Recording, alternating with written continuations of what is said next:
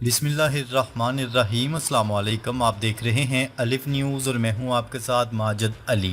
شامل کرتے ہیں پاکستان اور دنیا بھر سے بریکنگ نیوز ہیڈ لائنز۔ امریکی صدر ڈونلڈ ٹرمپ نے بھارت پر مزید 25% ٹیرف عائد کر دیا، جس کے بعد اب بھارت پر مجموعی امریکی ٹیرف 50% ہو گیا ہے۔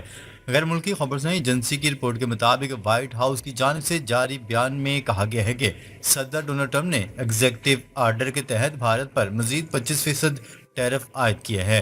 وائٹ ہاؤس کی جانب سے کہا گیا ہے کہ بھارت سے درآمد کی جانے والی اشیاء پر اضافی ڈیوٹی عائد کرنا مناسب اور ضروری ہے، کیونکہ بھارت روس سے تیل خرید رہا ہے۔ بھارتی وزیراعظم نریندر مودی کا چین کا دورہ ڈونلڈ ٹرمپ کے لیے پہلا زوردار جھٹکا۔ بھارت نے امریکہ کو پہلا زوردار جھٹکا دے دیا۔ بھارتی وزیراعظم 31 اگست کو چین کے دورے پر جا رہے ہیں۔ بھارتی وزیراعظم نریندر مودی کی یہ ملاقات چینی صدر شی جن پنگ سے 2016 کے بعد پہلی براہ راست ملاقات ہوگی۔ ڈونلڈ ٹرمپ کی جانب سے پابندیوں کی دھمکی کے فوراً بعد یہ اعلان بھارت کی پالیسیوں میں بڑی تبدیلی ہے۔ مودی نے پیغام دیا ہے کہ اگر امریکہ بھارت کو چھوڑتا ہے تو ہم چین کے ساتھ کھڑے ہو جائیں گے۔ یہ ساری پیش رفت روس کی مداخلت اور پس پردہ حمایت سے ممکن ہوئی ہے۔ امریکی دباؤ پر روسی صدر ولادیمیر پوٹن کا ڈونلڈ ٹرمپ کو دو ٹوک پیغام۔ امریکہ نے روس پر آخری وارننگ دینے کے لیے اسٹیو وکٹوف کو ماسکو بھیجا ہے۔ روسی صدر ولادیمیر پوٹن نے صاف کہہ دیا ہے کہ اگر دباؤ ڈالا گیا تو اور شینک میزائل امریکہ کی سرزمین پر گریں گے۔ بیلاروس میں نیوکلیر ہتھیاروں کی تنصیب اور سب میرینز کو نشانہ بنانے کی دھمکیاں دے دی گئی ہیں۔ روس کا کہنا تھا کہ ہم جنگ نہیں چاہتے، لیکن بلیک میلنگ برداشت نہیں کی جائے گی۔ ڈونلڈ ٹرمپ کی ہر دھمکی کا جواب نیوکلیر لیول پر دیا جائے گا۔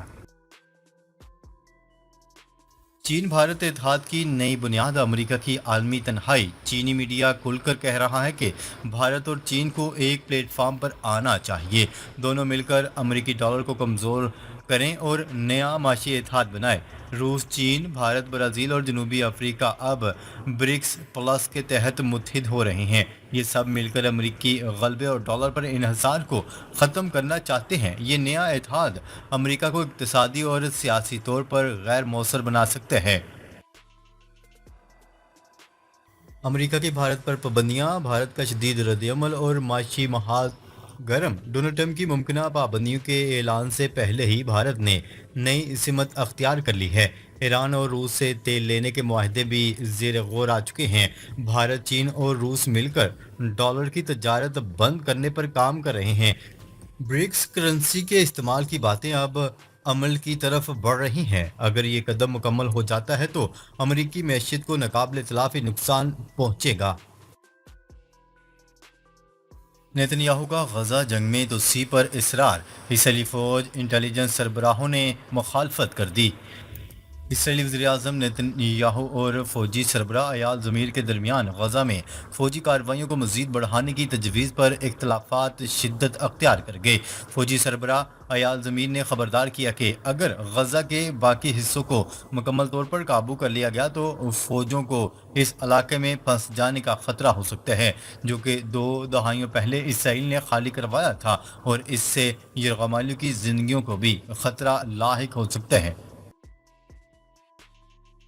امریکہ کا یوکرین کو مزید دفاعی سازوسامان فراہم کرنے کا اعلان۔ امریکہ نے یوکرین کو مزید ہتھیار فراہم کرنے کا اعلان کر دیا۔ امریکی محکمہ خارجہ نے یوکرین کو M77 توپوں کے لیے آلات فراہم کرنے کی منظوری دے دی۔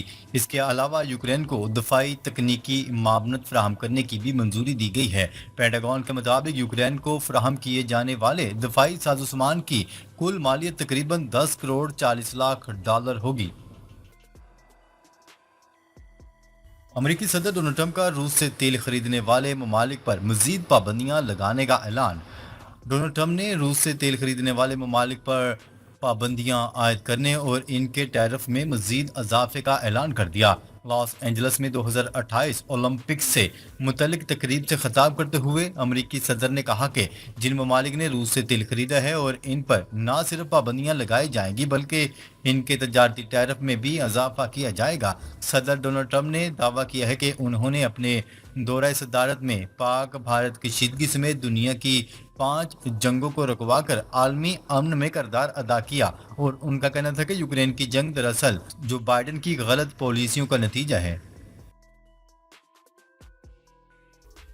پاکستان اور ترکیہ کی بحری افواج کے مابین دو طرفہ جنگی مشق کا انعقاد۔ پاکستان اور ترکیہ کی بحری افواج کی اسپیشل فورسز کے مابین پہلی دو طرفہ جنگی فوجی مشقیں کامیابی کے ساتھ اختتام پذیر ہو گئیں۔ یہ مشقیں دونوں دوست ممالک کی بحری افواج کے مابین بحری تعاون اور باہمی ہم آہنگی کو فروغ دینے کی جانب ایک اہم سنگ میل ہے۔ ترجمان پاک بحریہ کے مطابق مشق میں مختلف تربیتی سرگرمیاں شامل تھیں، جن میں مختلف ہتھیاروں کی فائرنگ، سمندر اور خشکی میں مختلف آپریشنز کے مظاہرے اور شہری علاقوں میں فوجی کارروائیاں شامل تھیں۔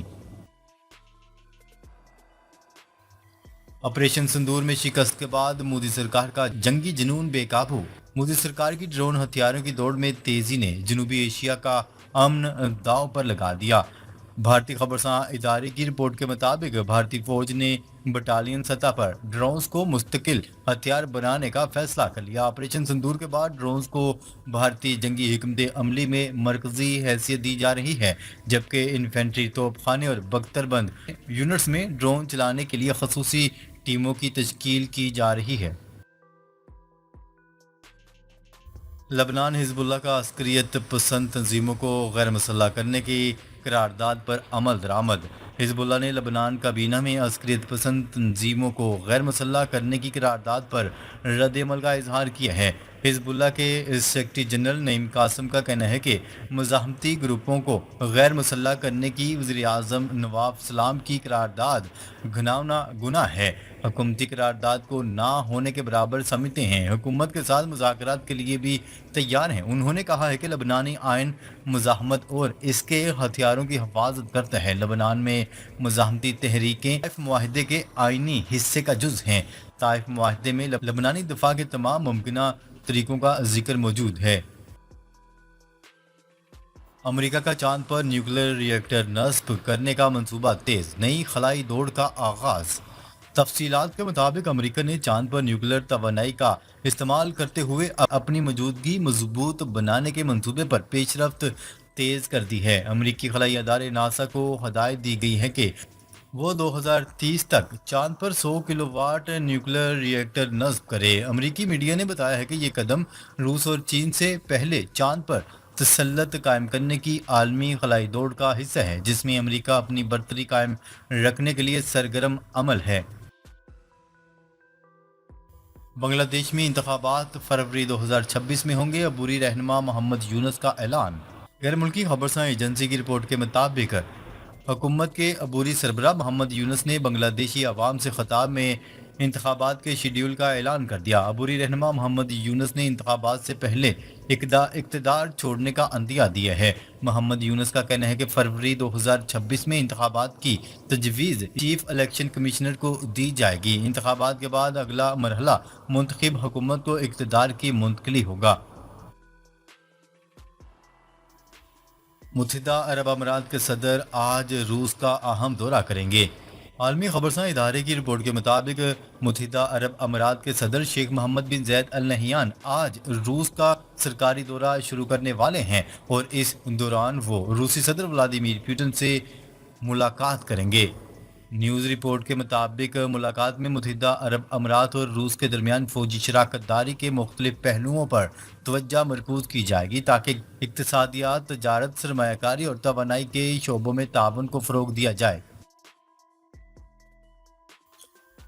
جاپان میں شدید گرمی، ایک ہی دن میں 2 نئے ریکارڈ قائم۔ غیر ملکی ذرائع ابلاغ کی رپورٹ کے مطابق جاپان میں درجہ حرارت 41.6 اور پھر 41.8 ڈگری سینٹی گریڈ تک جا پہنچا۔ محکمہ موسمیات نے آئندہ مزید گرمی کی وارننگ بھی جاری کر دی۔ غیر ملکی خبرساں ایجنسی کی رپورٹ کے مطابق جنوبی گرما کے شہر ایساساکی میں شدید گرمی نے تمام سابقہ ریکارڈ توڑ دیے ہیں۔ 2020 اور 2018 میں جاپان میں 41.1 ڈگری سینٹی گریڈ درجہ حرارت ریکارڈ کیا گیا تھا۔ ناظرین، اب تک کے لیے اتنا ہی۔ مزید خبریں لے کر بہت جلد آپ کی خدمت میں حاضر ہوں گے۔ تب تک کے لیے اپنا خیال رکھیے گا۔ اللہ نگہبان۔